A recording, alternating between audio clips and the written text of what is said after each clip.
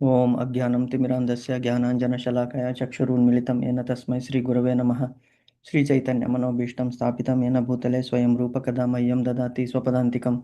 वन्देऽहं श्रीगुरो श्रीयुतपदकमलं श्रीगुरून् वैष्णवाञ्च च श्रीरूपं साग्रजातं सहगणरघुनाथान्वितं तं सजीवं साद्वैतं सावधूतं परिजनसहितं कृष्णचैतन्यदेवं श्रीराधाकृष्णपादान् सहगणललिता श्रीविशाखान्वितांश नमो ओं विष्णुपादाय कृष्णप्रेष्ठाय भूतले श्रीमते भक्तिवेदान्तस्वामिनीति नामिने नमस्ते सरस्वती देवी गौरवाणी प्रचारिणी निर्विशेष शून्यवादी पाश्चात्यदेशतारिणे वाञ्छाकल्पतरुभ्यश्च कृपा सिन्धुभ्य एव च पतितानां पावनेभ्यो वैष्णवेभ्यो नमो नमः। नमो महावदान्याय कृष्णप्रेमप्रदायते कृष्णाय कृष्णचैतन्यनाम्ने गौरत्विषे नमः। हे कृष्णा करुणा सिन्धो दीनबन्धो जगत्पते गोपेश गोपिकान्त राधाकान्त नमोस्तुते।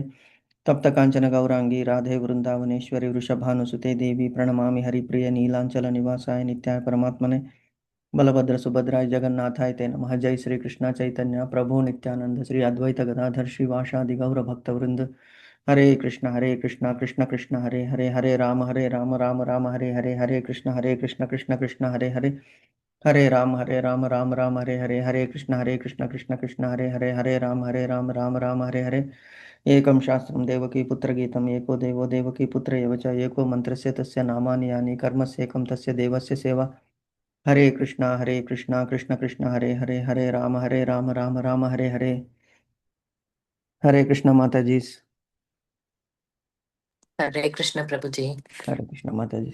ఓకే మాతాజీ, మనం శ్లోకము చదువుకున్నది ఐ థింక్ 23rd అయింది, నిన్న 24th శ్లోకము ఫస్ట్ అధ్యాయం 24th శ్లోకము ఆ, మీరు చదివారు అనుకుంటాను. చదివితే ఒకసారి చెప్పేస్తే మనము will go to the 5th chapter. Prabhuji నేను 23 చెప్పలేదు ప్రభుజీ, చెప్తాను సరే ప్రభుజీ. మాతాజీ చెప్పండి. योत्स्यमानानवेक्षेऽहं य एतेऽत्र समागताः धार्तराष्ट्रस्य दुर्बुद्धेः युद्धे प्रियचिकीर्षवः। सञ्जय उवाच एवमुक्तो हृषीकेशः गुडाकेशेन भारत सेनयोरुभयोर्मध्ये స్థాపయిత్వా రథోత్తమం. వెరీ గుడ్, ఎక్సలెంట్ మాతాజీ, వెరీ నైస్. వేరేది చెప్పాలా ప్రభుజీ? ఇక్కడ వరకేనా ప్రభుజీ? ఇక్కడ వరకే మాతాజీ. ఓకే ప్రభుజీ. హరే కృష్ణ ప్రభుజీ. హరే కృష్ణ మాతాజీ. హరే ఓకే, కృష్ణ ప్రభుజీ. హరే కృష్ణ అను మాతాజీ. చెప్పండి. కొంచెం కష్టంగా అనిపిస్తుంది ప్రభుజీ, తప్పులు ఉంటే మన్నించండి పర్లేదు ప్రభుజీ. పర్లేదు మాతాజీ, నో నీడ్ టు ఎక్స్క్యూజ్ మాతాజీ. కృష్ణుని వేడుకుందాం సరిగ్గా చెప్పించమని అంతే. ఓకే ప్రభుజీ. ఆ. సంజయువాచ ఏవ ముక్తో ఋషికేశో గుడాకేశాన భారత సైనయోరప్ గుడాకేశేన భారత సేనయోరుభయోర్मध्ये స్థాపయిత్వా రథోత్తమం. సైన్యయోరుభయోర్मध्ये స్థాపితౌ తత్వం రథోతత్వం. మీరు కంగారు పడకండి. చూడండి, సేనయోర్ ఉభయోర్ మధ్య. సేనయోర్ అంటే రెండు సేనల, ఉభయో అంటే మధ్య, రెండిటికి అని వస్తుంది. ఉభయ అంటే రెండు, సేనయోర్ ఉభయోర్ మధ్య, రెండు సేనల మధ్య స్థాపయిత్వా రథాన్ని తీసుకువెళ్ళి పెట్టండి. సో ఏవముక్తో హృషికేశో గుడాకేశేన భారత సేనయోర్ ఉభయోర్मध्ये స్థాపయిత్వా రథోత్తమం. Very good. ఓకే మాతాజీ. హరే కృష్ణ. హరే కృష్ణ ప్రభుజీ. లావణ్య మాతాజీ. అది సెకండ్ వన్ నేర్చుకున్నాను ప్రభుజీ. చెప్పండి మాతాజీ. సంజయ ఉవాచ దృష్ట్వా తు పాండవానీకం వ్యూఢం దుర్యోధనస్తదా ఆచార్యముపసంగమ్య రాజ వచనమబ్రవీత్. ఎక్సలెంట్, వెరీ గుడ్ మాతాజీ, నైస్, వెరీ థాంక్యూ నైస్, ప్రభుజీ. Very very nice. Okay okay, next. Hare Krishna మాతాజీ. హరే కృష్ణ. హరే కృష్ణ మాతాజీ. వేణుశ్రీ మాతాజీ. హరే కృష్ణ ప్రభుజీ. హరే కృష్ణ మాతాజీ. సంజయ్ ఉవాచ ఏవముక్తో ఋషికేశో గూఢకేశేన భారత సేనయోర్భయోర్मध्ये స్థాపితయిత్వం రథోత్తమం స్థాపయిత్వా రథోత్తమం స్థాపయిత్వం అడుగుతున్నాడు. రథోత్తమం సంజయుడు చెప్తున్నాడు ధృతరాష్ట్రునికి, ఇలాగా అర్జునుడు అడిగాడు. ఏమిటి అంటే ఆ, ఓ ధృతరాష్ట్ర, చెప్తున్నాడు సంజయుడు, ఈ విధంగా నిద్రని జయించిన వాడు ఎవరు? గుడాకేశుడు. గుడాకేశుడు అంటే అర్జునుడు. అర్జునుడు. అర్జునుడు. హృషికేశ అంటే ఎవరు? శ్రీకృష్ణుడు. శ్రీకృష్ణుడు. శ్రీకృష్ణుడు. హృషికేశ అంటే మీనింగ్ ఏమిటి? ఇంద్రియాలని జయించినటువంటి వాడు. మన అందరినీ కూడా, మన ఇంద్రియాల మీద అన్నిటి మీద కంట్రోల్ ఎవరికి ఉంది? శ్రీకృష్ణునికే ఉంది. ఎలాగండి అంటే ప్రతి ఒక్క ఇంద్రియానికి ఒక అధిదేవత ఉన్నాడు. చెప్పుకున్నాం కదా మనము. ఆ అధిదేవతలని కంట్రోల్ చేసేటువంటి వాడు శ్రీకృష్ణుడు. సో అలాగే మొత్తం డైరెక్ట్గా ఇండైరెక్ట్గా కూడా మనల్ని కంట్రోల్ చేయించేవాడు.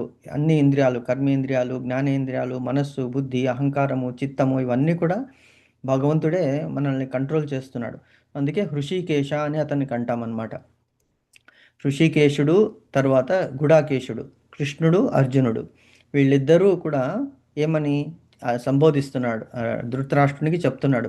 హృషికేశ్ ఏవముక్తో హృషికేశో, ఇలాగ చెప్పినటువంటి అర్జునుడు ఏమంటున్నాడు హృషికేశుని, రెండు సేనల మధ్య రథాన్ని స్థాపించండి అంటే స్థాపించమని అడిగినప్పుడు తీసుకువెళ్ళి నిలిపాడు శ్రీకృష్ణుడు. రెండు సేనల ఉభయ అంటే రెండు, ఉభయోర్ మధ్యే, రెండు సేనల మధ్యలో స్థాపయిత్వ రథాన్ని స్థాపించాడు. రథోత్తమం, రథములో అన్ని రథములతో ఉత్తమమైనటువంటి రథం అన్నమాట. రథ ఉత్తమం. సో ప్రతి ఒక్క వర్డ్కి చాలా ఇంపార్టెన్స్ సాంస్క్రిట్లో. అదే మనకి ఆ బ్యూటీ ఆఫ్ సాంస్క్రిట్ లాంగ్వేజ్. నేను కూడా అన్ఫార్చునేట్లీ మాకు సాంస్క్రిట్ లేదు స్కూల్లో, లేకుంటే నేర్చుకోవాల్సింది. బట్ ఈ విధంగా భగవంతుడు మనకి ఈ సాంస్క్రిట్ లాంగ్వేజ్ని ఇప్పుడు మనకి ఈ శ్రీమద్ భగవద్గీత ద్వారా మనకి అందిస్తున్నాడు. సో అందుకే ఒక్కొక్క వర్డ్కి మనం ఎప్పుడైతే మీనింగ్స్ చదువుకుంటామో, ఆ మీనింగ్స్ చదువుకుని ఆ పద్యాన్ని మనం శ్లోకాన్ని చదివితే మనకి చాలా చక్కగా అది మెమరీలో ఉండిపోతుంది అనమాట. రథో ఉత్తమం, భగవంతుని రథము ఎవరిది? శ్రీకృష్ణుని రథము అగ్నిదేవుడు ఇచ్చాడనమాట అతనికి. అటువంటి రథాన్ని పొందినటువంటి అర్జునుడు రథములు అన్ని రథములలో ఉత్తమమైనటువంటిది. ఎందుకు? దానికి ఏ విధంగా కూడా అసలు చూడండి, యుద్ధం అయ్యేంత వరకు కూడా ఆ రథం ఏమీ కాలేదు. ఎందుకు అంటే ఆల్రెడీ అందులో భగవంతుడు ఉన్నాడు, రథము మీద హనుమంతుడు ఉన్నాడు, హనుమంతుల వారు ఉన్నారు. సో హనుమంతుల వారు అక్కడ ఉన్నంత, ఎక్కడ హనుమంతుల వారు ఉంటారో, ఎక్కడైతే అర్జునుడు ఉంటాడో, ఎక్కడైతే శ్రీకృష్ణుడు ఉంటాడో, వాళ్ళకి విజయం అనేటువంటిది తథ్యము. అందుకే చూడండి మనకి శ్రీమద్ భగవద్గీతలో ఫ్రంట్ పేజ్, కవర్ పేజ్లో ఏమున్నది? అర్జునుడు, శ్రీకృష్ణుడు, రథసారథి, పార్థసారథి అయినటువంటి శ్రీకృష్ణుడు, అందులో అర్జునుడు. This is a symbolic of our body, mind and intellect. ఈ మూడిటికి అందులో ఇంద్రియాలు, గుర్రాలు అనేటువంటివి ఇంద్రియాలు, అవి అక్కడెక్కడికి పోతుంటాయి. దాన్ని కంట్రోల్ చేయాలి అంటే మనస్సు, అదే కళ్ళెం అన్నమాట. ఆ కళ్ళెం ఎవరి చేతికి ఇవ్వాలి? బుద్ధి చేతికి ఇవ్వాలి. బుద్ధి ఎవరు? శ్రీకృష్ణుడు. అందులో మరి ఇవన్నీ ఉన్నాయి, మరి మనం ఎవరు అంటే అందులో ఉన్నటువంటి రథికుడు, అదే అర్జునుడు, ఆ బాడీ. అందులో మరి ఆత్మ ఏమున్నది? అందులో ఉన్నటువంటి ఆత్మ, అదే అర్జునుడు. దేహానికి ఇక్కడ ప్రాశస్త్యత లేదు. అందులో రథాన్ని మనం మన దేహంలో ఎలాగైతే ఆత్మ ఉంటుందో ఆ ఆత్మని శ్రీకృష్ణునికి అప్పగించేశాము, బుద్ధికి ఇచ్చేసాము. ఇంద్రియాలని, మనస్సుని, మన ఆత్మని ఇచ్చేసినప్పుడు గమ్యానికి శ్రీకృష్ణుడు చేరుస్తాడు అనేటువంటిది ఇందులో డైరెక్ట్గా ఇండైరెక్ట్గా కూడా మనకి అర్థమవుతుందన్నమాట. అంటే inner meaning of this is ఆ రెండిటికి ద్వంద్వాల మధ్యలో మనల్ని, ద్వంద్వంలో అప్పుడప్పుడు మనము డైలమాలో పడుతుంటాము. ఆ డైలమాలో పడినప్పుడు ఏమవుతుందంటే శ్రీకృష్ణుని ఆశ్రయించినప్పుడు అతడు మార్గనిర్దేశనాన్ని మనకి సూచిస్తాడు అనేటువంటిది కూడా ఇందులో మనకి తెలుస్తుంది. ఎనీవే, సో ఇది మనకి మీనింగ్ అనమాట. బట్ ఇలా ప్రాక్టీస్ చేసుకుంటూ వెళ్ళి మీకు డౌట్స్ ఏమైనా వస్తే అడగండి తప్పకుండా. ఊరికే చదవడం అనేటువంటి దాంట్లో మీనింగ్స్ కూడా ఉంటుంది. భగవద్గీతలో మీరు ఓన్లీ మనము బై హార్ట్ చేసేస్తే అయిపోయింది అని అనుకోకుండా, అందులో చదివి, అందులో మీకు ఏదైనా అర్థం కాలేదు, ఏదైనా డౌట్స్ ఉన్నాయి, ఏదైనా క్లారిఫికేషన్ కావాలంటే తప్పకుండా ప్రశ్నించండి. మనకి తోచినంత వరకు, మనకి తెలిసినంత వరకు మనము దాని గురించి డిస్కస్ చేద్దాం. Okay, very nice Mataji. So will go to now 5.2. అందులో సగం వరకు చదివినాము నిన్న, మిగతావి వాళ్ళ డిస్కస్ చేద్దాం. So let me share this to you.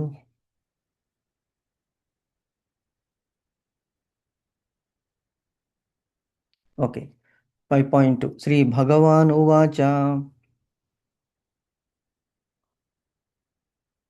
సన్యాసః కర్మయోగశ్చ నిశ్రేయసకరావుభౌ తయోస్తు కర్మ సన్యాసాత్ కర్మయోగో విశిష్యతే. అర్జునుడు అడిగిన ప్రశ్నకి భగవంతుడు శ్రీకృష్ణుడు జవాబు చెప్తున్నాడు. జ్ఞానయోగము, అది భక్తి యోగము అంటే భక్తియుక్తమైనటువంటి సేవ ముఖ్యమా, కర్మ సన్యాసము ముఖ్యమా అని అడుగుతూ అర్జునుడు అసలు కర్మ, నువ్వు ఈ రెండిట్లో ఏది ఉత్తమము నాకు స్పష్టముగా చెప్పండి, క్లియర్గా చెప్పండి అన్నదానికి భగవంతుడు అంటున్నాడు, కర్మ పరిత్యాగము మంచిదే, కర్మణ్యే వాధికారస్తే మా ఫలేషు కదాచన అన్నాడు భగవంతుడు. అలాగే భోక్తారాం యజ్ఞతపసాం సర్వలోక మహేశ్వరం సుహృదం సర్వభూతానాం జ్ఞాత్వా మాం శాంతి మృచ్చతి. ఈ చాప్టర్లో లాస్ట్ శ్లోకము, 5th చాప్టర్లో 29th శ్లోకం అన్నమాట. అది అంటే అన్ని కర్మల ఫలితాన్ని అనుభవించేటువంటి వాడును చెందేటువంటి ఆ కర్మ ఫలితాలన్నీ నాకే చెందుతుంది. అప్పుడు నాకు చెందుతుంది అని నీకు ఎప్పుడైతే తెలుస్తుందో అప్పుడు నీకు మహాశాంతి, అత్యంత శాంతి, పీస్ ఆఫ్ మైండ్ నీకు లభిస్తుంది అని చెప్తాడనమాట. అది చెప్పుకుంటూ వచ్చి ఈ రెండిటిలో కూడా కర్మ పరిత్యాగం మనం ఎంత అనుకున్నా కూడా మనకి అది సాధ్యం కాదు. ఇప్పుడు ఏదైనా పని చేస్తున్నాము, ఇప్పుడు ఇంటికి ఒక ఫంక్షన్ పెట్టుకున్నాం అనుకోండి, ఆ ఫంక్షన్లో బాగా చక్కగా జరిగింది, అందరూ ప్రైజ్ చేశారు, అబ్బా ఎంత చక్కగా అరేంజ్ చేశారండి, ఎంత చక్కగా జరిపింది ఫంక్షను, ఇంత ఏమిటి డిషెస్ ఎక్సలెంట్ ఉన్నాయి, మీరు ఎక్కడి నుంచి చెప్పించారు, ఇంట్లో చేయించారా, ఎవరు కుక్కు, ఇవన్నీ తీసుకుని మాటికి ప్రశ్నిస్తుంటారు. అదే గృహప్రవేశం అయింది, గృహప్రవేశంలో ఆ ఇంటిని చూసి అబ్బా ఎంత చక్కగా ఉందండి ఇల్లు, ఎక్సలెంట్, ఫెంటాస్టిక్, అవన్నీ అన్నప్పుడు మనము కొద్దిగా మనకు అనిపిస్తుంది, కొద్దిగా ప్రౌడిష్నెస్ అనేటువంటిది వస్తుంది. అక్కడ కర్మ మనం అనుకుంటాము ఇవన్నీ లేదండి మేమేం చేసామండి అంతా భగవంతుడని నోటితో అన్నప్పటికీ కూడా మనస్సులో ఏదో ఒక మూలలో ఆ భావన, అహం భావన అనేటువంటిది ఉంటుంది, అహంకారం అనేటువంటిది ఉంటుంది. సో కాబట్టి అది పూర్తిగా త్యాగం చేయడానికి కష్టము. అందుకే అంటున్నాడు భగవంతుడు. కాబట్టి దానికంటే ఏది బెటరు, డివోషనల్ సర్వీస్. ఏదైనా కూడా ఈ ఇల్లు కట్టాము, ఇంటికి ఒక మంచి పేరు పెడతాం, ఏమని పేరు పెడతాము, భగవంతునికి పేరు శ్రీకృష్ణ ధామము అని పెడతారు కొంతమంది, తర్వాత శ్రీకృష్ణ ప్రసాదము ఏదేదో పెడుతుంటారు ఇంటికి, వాళ్ళకి ఆయా దేవతలకి అనుసారంగా వాళ్ళకి ఇష్టదేవతల ప్రకారం పెడుతుంటారు. అయినప్పటికీ కూడా అది అంటే పెట్టినప్పుడు ఏమవుతుంది, మనది కాదు, నాహంకర్త హరికర్త అని అక్కడ అంటే this house belongs to the almighty and we are just temporary residents here. ఆ ఇల్లు 100 సంవత్సరాలు ఉండొచ్చు, 150 సంవత్సరాల వరకు చక్కగా ఉండొచ్చు, కానీ అందులో మనం ఏమిటి, టెంపరీ పీపుల్. ఒక 60 ఏళ్ళో 70 ఏళ్ళో 80 ఏళ్ళో, మహా అయితే ఒక 100 ఏళ్ళు ఎప్పటి నుంచో మన తండ్రులది ఉంటే అందులో మనం ఉండొచ్చు, తర్వాత మనం we have to leave.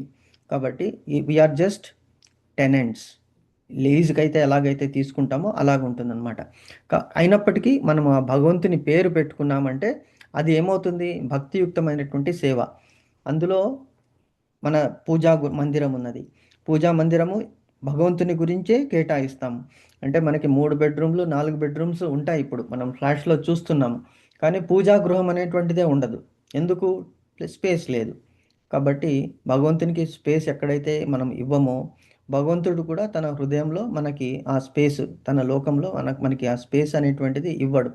Because మనం కృతజ్ఞులం అవుతాము, కృతజ్ఞులు అవ్వాలి, కృతజ్ఞులు కాకూడదు. అది ఇక్కడ చెప్తున్నాడు. సో భక్తియుక్తమైనటువంటి సేవతో కూడిన కర్మ, ఏ పని చేస్తున్నా కూడా నన్ను తలుచుకోండి, ఫలితం నాకు ఇవ్వండి, అప్పుడు మీకు అది అతి శ్రేష్టమైనటువంటి కర్మలాగా అవుతుంది, కర్మ ఫలితం మీకు అంటదు అని చెప్తున్నాడు. ఎక్స్ప్లెయిన్ చేసుకుంటూ వెళ్తున్నాడు. నిన్న మనం డిస్కస్ చేశాము, కామ్యకర్మలు, ఇంద్రియ భోగాలు ఎలాగ మనకి ఈ లోకంలో కట్టి పడవేస్తాయి అంటే, మళ్ళీ ఆ కోరికలు సగము తీరిందనుకోండి, మళ్ళీ మిగతా సగము తీరడానికి మనం మళ్ళీ ఇంకొక జన్మ ఎత్తాలి. ఎందుకంటే మనతో పాటు ఈ స్థూల శరీరము, సూక్ష్మ శరీరము, లింగ శరీరం అనేటువంటిది 3 ఉంటాయి మానవులకి. స్థూల శరీరం అంటే మనకి కనిపించేది, అందరికీ కనిపిస్తుంది, అది స్థూల శరీరము, ఫిజికల్ బాడీ. సూక్ష్మ శరీరము అది లోపల, అంటే ఈ దేహము మనకి అన్ని లోకాలకి ప్రయాణం చేయడానికి బొందితో స్వర్గం అంటారు కదా, అది కుదరదు. You cannot go with this material body. Material body ఇక్కడ పంచభౌతిక భూతాలలోనే అది మనకి వదిలివేయాల్సి వస్తుంది. సూక్ష్మ శరీరం అని ఉంటుంది. ఆ సూక్ష్మ శరీరము వాయువుతో కూడినది. ఆ వాయువుతో కూడినది అన్ని లోకాలకి వెళుతుందన్నమాట. అది వెళుతుంది, మళ్ళీ అదే వాయువుతో పాటు మేఘాలతో వర్షముతో పాటు ఆ సూక్ష్మ శరీరము తండ్రి శరీరంలోనికి, తండ్రి శరీరం నుంచి తల్లికి, అలాగా అంటే ఫస్ట్ మేఘాల నుంచి పంటలకు వస్తుంది, అన్న రూపంలో వస్తుంది, అక్కడి నుంచి తండ్రికి, తండ్రి నుంచి తల్లికి, తల్లి నుంచి బిడ్డకి, అలాగా వచ్చేస్తుంది అనమాట. సో ఆ శరీరం అది కర్మ బంధము, అంటే ఈ సైకిల్ ఆఫ్ బర్త్ అండ్ డెత్లో రిపీట్ అవుతూనే ఉంటుంది. ఎప్పటి వరకు రిపీట్ అవుతుంటుంది? ఎప్పటి వరకు మన కర్మలు అంతము కావో, కర్మ ఫలితాలు అంతము కావో, అప్పటి వరకు అది నడుస్తూనే ఉంటుంది. అందుకే భగవంతుడు అంటున్నాడు, కర్మ ఫలితాలు రెండు కూడా అంత మంచిది కాదు. కర్మ ఫలితాలను ఎప్పుడైతే నాకు అర్పించేస్తావో అప్పుడు నీకు ఈ జనన మరణ చక్రంలో రావాల్సినటువంటి అవసరము ఉండదు అని చెప్తూ, భగవంతుడు ఎందుకు చెప్పాడు, ఇది ఎందుకు కుదరదు, చాలామందికి ఎందుకు కుదరదు అంటే, లోపల ఇప్పుడు మనము చెట్లు నాటుతామనుకోండి, చెట్లు నాటినప్పుడు చుట్టుపక్కల కలుపు మొక్కలు వాతంటత అవే పెరుగుతాయి. ఎందుకు అంటే భూమిలో ఉన్నటువంటి సహజ స్థితి అన్నమాట. ఆ కలుపు మొక్కలు, గడ్డి ఎంతవరకు పెరుగుతుందో అప్పుడు మొక్కకి సరైనటువంటి పోషణ దొరకదు. అదే మన జీవికి కూడా, ఈ ఆత్మకి కూడా అటువంటిదే జరుగుతున్నది. లోపల ఆత్మ ఉన్నది, కానీ కలుపు మొక్కలు అనేటువంటి ఈ కోరికల వలన ఏమవుతుందంటే ఆ ఆత్మకి శాంతి లేదు. అసలు నేను ఎందుకు వచ్చాను అనేటువంటి ప్రశ్న ఆత్మకి అప్పుడప్పుడు వస్తుంది. నిన్న మనం అనుకున్నాం కదా, who am I, what is the purpose of my life అని చెప్తున్నాడు భగవంతుడు. ఒకరు తమ నిజ స్థితిని ఎరుగనంత కాలము ఇంద్రియ భోగ ఫలాలను ఆశించి కర్మలు చేయవలసి వచ్చును. అట్టి ఇంద్రియ భోగ భావనలో నిమగ్నుడై ఉన్నంత కాలము అతనికి ఒక దేహము నుండి మరొక దేహము వరకు పరిణామము చెందవలసి వచ్చును. ఎగ్జాంపుల్స్ మనం చూసుకున్నాము. ఎవరు? భరత చక్రవర్తి. భరతుడు నెక్స్ట్ జన్మలో జింకగా పుట్టాడు. ఎందుకు? ఎంతో గొప్ప వాడైనటువంటి భరత చక్రవర్తి తను చివరి దశలో జింకని పోషించి ప్రేమించి జింకనే తలస్తూ తన దేహాన్ని వదిలాడు కాబట్టి జింక దేహం వచ్చింది. కానీ పూర్వజన్మ స్మృతి ఉన్నది అతనికి. కాబట్టి నెక్స్ట్ జన్మలో ఏ జింక సాంగత్యము చేయకుండా చివరి వరకు భగవంతుని ధ్యానిస్తూ తన దేహాన్ని వదిలిపెట్టింది. అప్పుడు నెక్స్ట్ జన్మలో మళ్ళీ జడ భరతుడుగా జన్మించాడు. అంటే కొద్దిగా ప్రారబ్ధ కర్మ ఉండిపోయింది. ఆ జన్మలో ఎప్పుడు ఎవరితోనూ మాట్లాడకుండా, ఎవరిని ఏమీ అనకుండా, ఎవరితోనూ పోట్లాడకుండా, ఏది ఇస్తే అది తినడము, ఇవ్వకుంటే అలాగే ఉండడము చేసుకున్నాడు. కాబట్టి అతనికి మోక్షం అనేటువంటిది వచ్చింది. కానీ అందరికీ అటువంటి జ్ఞానము కానీ, అటువంటి దృఢ సంకల్పము కానీ, పూర్వజన్మ స్మృతి కానీ ఉండదు. భగవంతుడు తీసేస్తాడు. తల్లి గర్భంలో ఉన్నంత వరకు శిశువుకి ఎన్నో జన్మల స్మృతి భగవంతుడు కల్పిస్తాడు. ఆ తల్లి గర్భంలో ఉన్నప్పుడు చాలా బాధపడుతుంది ఆ శిశువు. నన్ను భగవంతుడా ఇక్కడి నుంచి బయటికి పంపించు, బయటికి పంపించిన తర్వాత నేను ఎప్పుడు ఏ తప్పు కూడా చేయను, ఎప్పుడు నిన్నే స్మరిస్తుంటాను అని తలుచుకుంటూ బయటికి వస్తుంది. కానీ వచ్చిన తర్వాత ఏమవుతుందంటే భూమికి సోకగానే ఈ మాయాదేవి యొక్క ప్రభావం వలన అన్నీ మరిచిపోతుంది అన్నమాట ఆ శిశువు.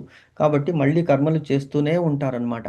కాబట్టి అటువంటి కామ్య కర్మలలో నెలకొనినను, అజ్ఞానముతో ప్రభావితమైనను ఏదో ఒక విధముగా ప్రతి ఒక్కరూ వాసుదేవుని భక్తియుక్త సేవ పట్ల ఆసక్తిని పెంపొందించుకోవలెను. అదే చెప్తున్నాడు. మీరు ఎంత డిజైర్స్ ఉన్నప్పటికీ కూడా ఎంతో పూర్వజన్మల సుకృతం వలన మీకు ఈ భగవంతుని తలుచుకోవాలి, శ్రీకృష్ణుని తలుచుకోవాలనేటువంటి ఆలోచన మనకి వస్తుందన్నమాట. అలాగే సాంగత్యం కూడా భగవంతుడు ఏర్పాటు చేస్తాడు. అది కూడా మన పూర్వజన్మ సుకృతమే. కాబట్టి అది ఒక్కసారి వచ్చిందంటే అప్పుడు ఏం చేయాలి అంటే భక్తి అనేటువంటి బీజాన్ని మనం నాటాము మన హృదయంలో భగవంతుని పట్ల. సో ఎప్పుడైతే ఆ బీజాన్ని నాటామో ఆ బీజము మొలకెత్తాలి. దానికి తగినటువంటి పోషణ చేయాలి. ఏమిటి తగినటువంటి నీరు, సూర్యరశ్మి ఇవ్వాలి. దెన్ ప్రొటెక్షన్, ఫెన్స్ కూడా కట్టాలి దానికి. అదే ఇప్పుడు మనం చేస్తున్నది. ఏమిటి? బీజాన్ని నాటాము, భక్తి అనేటువంటి బీజాన్ని నాటాము. సో నీరు ఏమిటి? రోజు భగవంతుని గురించి తలుచుకోవడము, పోషణ. మరి సూర్యరశ్మి ఏమిటి? సూర్యరశ్మి అంటే మనము చెప్పుకున్న దాన్ని, విన్నదాన్ని మననము చేయడము. అది ఎందుకంటే అది అలాగే కంటిన్యూ అవుతుంటుంది పోషణ. తర్వాత ఫెన్సింగ్, అసోసియేషన్ అంటే కలుపు మొక్కలు ఎలాగో తీసేయాలి, కోరికలు తగ్గించుకోవాలి. మన ఈ భక్తిని డిస్టర్బ్ చేయకుండా ఎక్స్టర్నల్ ఫోర్సెస్ చాలా వరకు మన మీద అటాక్ చేస్తూ ఉంటాయి. మన వాళ్ళే కావచ్చు, తర్వాత మనకి కొన్ని అనివార్య కారణాల వలన మనము ఇవి చేయలేకపోవచ్చు, డిలేస్ అవ్వచ్చు. ఇవన్నీ కూడా ఆటంకాలు అనమాట. సో ఈ ఆటంకాలు రాకుండా గట్టిగా ఫెన్స్, దృఢ సంకల్పం అనేటువంటి ఫెన్స్ని కనుక మనం నిర్మిస్తే ఆ మొక్క ఏమవుతుంది? పెరిగి పెరిగి పెద్ద మహావృక్షమై అందులో వచ్చినటువంటి ఫలాలు అంటే అందరికీ డిస్ట్రిబ్యూట్ చేస్తున్నాం మనం. అంటే మనం తెలుసుకున్న దాన్ని, విన్నదాన్ని, చదివిన దాన్ని నలుగురికి పెంచి పెట్టడమే ఆ ఫలం అన్నమాట. ఎప్పుడైతే ఆ ఫలాన్ని మనకి ఇస్తారో అప్పుడు ఆ చెట్టు యొక్క సార్థకత, who am I, what is the purpose, ఈ రెండు ఫుల్ఫిల్ అవుతుంది. హూ యామ్ ఐ, నేను ఆత్మని అంటే పరమాత్మ యొక్క అంశని అనేటువంటి జ్ఞానం వస్తుంది. సో నా ప్లేస్ ఎక్కడున్నది? What is the purpose? The purpose of me ఈ to go back to my Prabhu, godhead Srikrishna, supreme personality of godhead Srikrishna అని అవగతం అవుతుంది మనకి. సో ఈ రెండు మనకి అవగతం అయినప్పుడు అంటే మన జన్మ సార్థకమవుతుంది అని చెప్తున్నాడు భగవంతుడు. భక్తియుక్తమైనటువంటి సేవ పట్ల ఆసక్తిని పెంపొందించుకోగలను. అప్పుడు అంటే ఎలాగండి? ఏమిటి భక్తియుక్త సేవ అంటే ఏమిటి? ఓన్లీ వినడమా, శ్రవణమా? శ్రవణం అనేటువంటిది అసలు చాలా కష్టం అన్నమాట ఇది. ఎందుకంటే ఈ కలియుగంలో చెప్పాం కదా, మంద బుద్ధిహ, మందమతిహ, మంద ఆయుహ. మంద బుద్ధి ఎందుకు? ఒక 8 మినిట్స్ కంటే, ఒక 8 సెకండ్సే మన మైండ్ మన దగ్గర ఉండదు. 8 సెకండ్స్ దాటిందంటే వెళ్ళిపోతుంది, ఎక్కడికో వెళ్ళిపోతుంది, వింటుంటుంది. కర్మేంద్రియాలన్నీ వింటుంటాయి.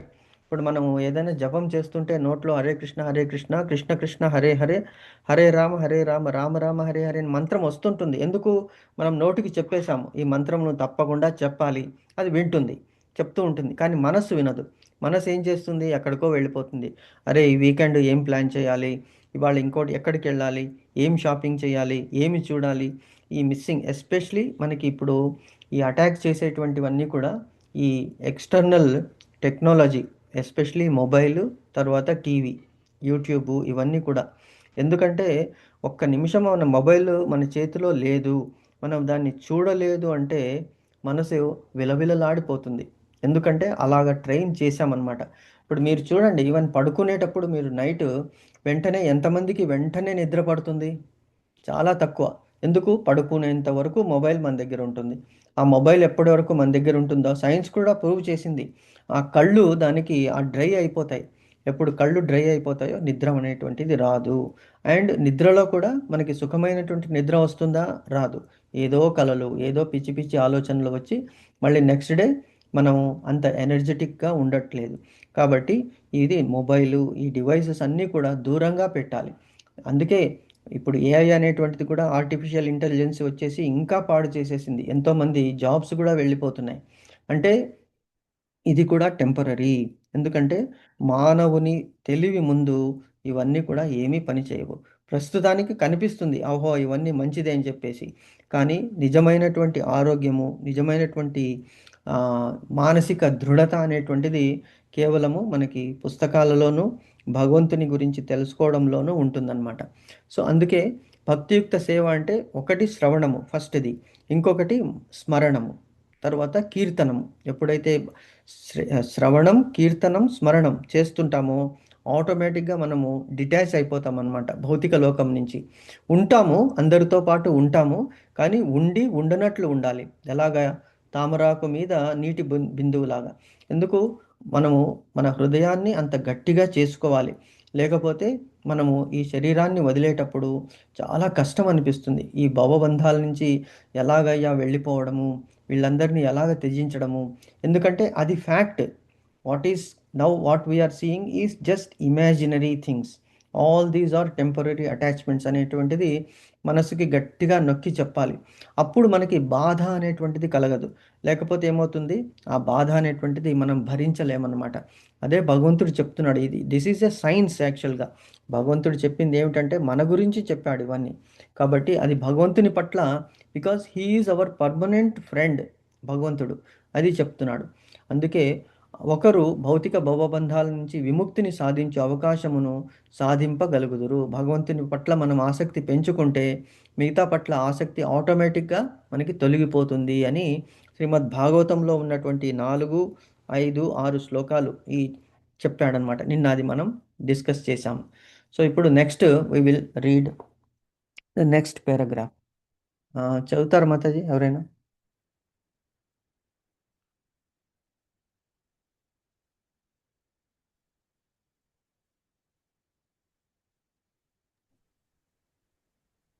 ప్రభుజీ అంటే Hello. ఏది చదవాలి ప్రభుజీ? నిన్న భాగవతం పట్ల మీనింగ్స్ ఉంది కదా, 6 లైన్స్ తర్వాత మీనింగ్ ఉంది, దాని తర్వాత నెక్స్ట్ పారాగ్రాఫ్. కనుక జ్ఞానము మాత్రమే తాను ఈ భౌతిక దేహము కాదని, ఆత్మను అనుజ్ఞానము ముక్తికి సరిపోదు అనేటువంటిది ఉంది చూడండి. మీ దాంట్లో కొద్దిగా టెక్స్ట్ వేరే ఉంటుంది.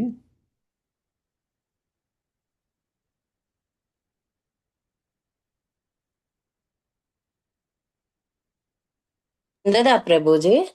మాతాడి అందుకే జ్ఞానము అదే ఒక్కటే ముక్తికి సరిపోదు, అదేనా ప్రభుజీ? అదే మాతాజీ, అదే ఓకే ప్రభుజీ. అందుకే జ్ఞానము తాను ఈ దేహము కాదు, ఆత్మననే జ్ఞానము ఒక్కటే ముక్తికి సరిపోదు. మనిషి ఆత్మస్థాయిలో పనిచేయవలసి ఉంటుంది, లేకపోతే భవబంధము నుండి తప్పించుకోవటం జరగదు.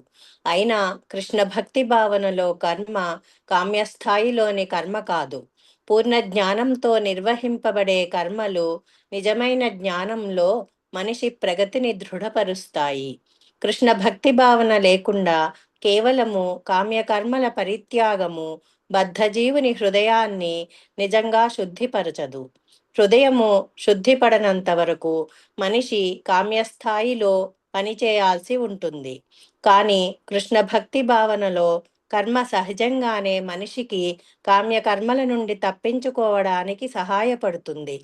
ఆ రకంగా అతనికి భౌతిక స్థితికి రావలసిన అవసరమే ఉండదు. అందుకే సర్వదా పతన ప్రమాదాన్ని కూడి ఉండే సన్యాసము కంటే కృష్ణ భక్తి భావనలో కర్మ ఎల్లప్పుడూ శ్రేష్టమైనది.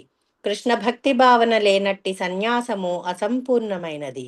ఇది శ్రీలా రూపగోస్వామి వారిచే భక్తి రసామృత సింధువులో ఈ విధంగా ధ్రువపరపబడింది. ఇక్కడ వరకు చాలు మాతాజీ, మనం డిస్కస్ చేసి హరే కృష్ణ ప్రభుజీ. Hare Krishna Mataji. Thank you Mataji. So ఇక్కడ ఒక ఎగ్జాంపుల్ చెప్పాలి, ఇక్కడ మనకి ఒక ఎగ్జాంపుల్ డిస్కస్ చేయాలి. అంటే ఏమని చెప్తున్నాడు భగవంతుడు అంటే, మనకి ఇప్పుడు జ్ఞానం ఉన్నది అంటే మన అందరికీ కూడా తెలుసు, దేహము వేరు ఆత్మ వేరు.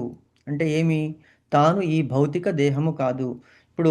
ఇప్పుడు శ్రీకాంతి మాతాజీని అడిగామనుకోండి, మాతాజీ మీరెవరు అంటే, నేను ఫలానా శ్రీకాంతి మాతాజీని, మా ఆయన ఇలాగా, మా ఆయన పేరు ఇది, మేము ఇక్కడ ఉంటున్నాము అని చెప్పేవాళ్ళు ఇంతకుముందు. ఇప్పుడు అంటే అందరితోనూ అది ప్రాపంచికంగా చెప్తాము, కానీ తన మనస్సులో తనకి ఏం తెలుసు, నేను నా పేరు తాత్కాలికమైనటువంటి పేరు శ్రీకాంతి అని నాకు ఇచ్చారు, కానీ శ్రీకాంతి అనేటువంటిది నేను కాదు. ఎందుకు, ఈ జన్మలో నాకు ఈ పేరు ఇచ్చారు, ఇంతకు ముందు జన్మలో నా పేరేమో నాకు తెలీదు, నెక్స్ట్ జన్మ ఏముంటుంది అందులో ఏం పేరు వస్తుంది నాకు తెలీదు. ఎందుకు, నేను ఈ దేహము వేరు అంటే శ్రీకాంతి అనేటువంటి ఈ దేహానికి ఇచ్చినటువంటి ఈ పేరు వేరు, నాలో ఉన్నటువంటి ఆత్మ ఇది వేరు. ఈ ఆత్మ దీనికి పర్మనెంట్గా తిరుగుతూనే ఉంటుంది.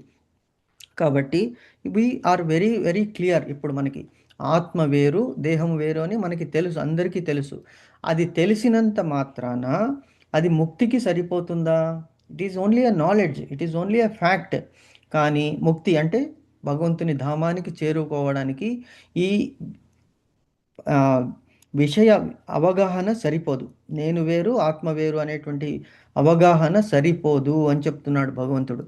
ఎందుకు అలా చెప్తున్నాడు అంటే, ఒకరు జీవాత్మ భావనతో వర్తించవలెను. జీవాత్మ అంటే ఏమిటి?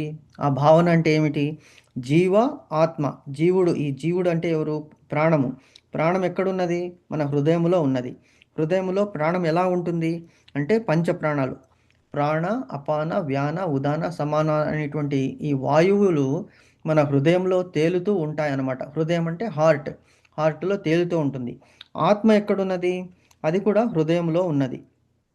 ఈ ప్రాణముని అంటుపెట్టుకొని ఈ ఆత్మలు ఉంటాయన్నమాట. సో ఎప్పుడైతే ఈ ప్రాణవాయువులు అన్నీ వెళ్ళిపోతాయో అప్పుడు ఆత్మ ఈ దేహంలో ఉండదు. అది తెలుసుకోవాలి. జీవాత్మ భావనతో వర్తించవలెను. అలా చేయనితో భౌతిక బంధాల నుంచి తప్పించుకొనుట ఎవరికీ సాధ్యపడదు. ఏం చెప్తున్నాడు? జీవాత్మకి భౌతిక బంధాలకి కనెక్షన్ చెప్తున్నాడు భగవంతుడు. ఎందుకు? నా నిజమైనటువంటి స్థితి ఏమిటి? I'm just a temporary person. అంటే ఒక ఇంటిలో ఉన్నాను. ఇప్పుడు మన ఇంట్లో దేహంలో ఇది టెంపరరీగా ఉంటుంది ఆత్మ. It is not a permanent resident. మనం ఇంట్లో ఏదైనా రెంటెడ్ ఇంట్లో ఉంటే ఎన్నాళ్ళు ఉంటాం ఆ ఇంట్లో? అది ఓనర్కి ఇష్టమైనంత వరకు, లేకుంటే మనకి ఇంకొక ఇల్లు కట్టుకునేంత వరకు మనం ఉంటాము, అంతే. అలాగా అనుకోవాలి. నా పర్మనెంట్ ఇల్లు ఎక్కడున్నది? గోలోక ధామంలో ఉన్నది అనేటువంటిది అవగాహన చేసుకోవాలి. అప్పుడే మనము ఈ భౌతిక బంధాల నుంచి తప్పించుకొనడానికి సాధ్యం అవుతుంది. కానీ కృష్ణ చైతన్యంలో కూడిన కర్మ ఫలాపేక్షతో కూడిన కర్మ కాదు. అంటే ఏమంటున్నాడు? సరే, భౌతిక బంధాలు ఉన్నటువంటి కర్మలకి మనల్ని కట్టి పడవేస్తాయి. కానీ కృష్ణ భావనామృతంలో అక్కడ కూడా మీరు ఎందుకని చేస్తున్నారండి? కృష్ణ భావనామృతంలో అసలు మీరు ఎందుకు వచ్చారు? మీరు కూడా స్వార్థపరులే అని చాలామంది అంటారు. వాస్తవమే, అవును, మేము స్వార్థపరులమే. ఏమిటి మా స్వార్థము? ఇక్కడ ఉండకూడదు, గోలోక ధామానికి వెళ్ళాలి. మరి ప్రతి ఒక్క మనిషికి కూడా స్వార్థం అనేటువంటిది తప్పకుండా ఉంటుంది. ఆ స్వార్థము ఎటువంటిది ఉండాలి? దివ్యంగా ఉండాలి. దివ్యమైనటువంటిది, అదే స్పిరిచువల్ అంటే ఆధ్యాత్మికమైనటువంటి స్వార్థము అన్నిటికంటే మంచిది. అక్కడ ఏమిటి? దట్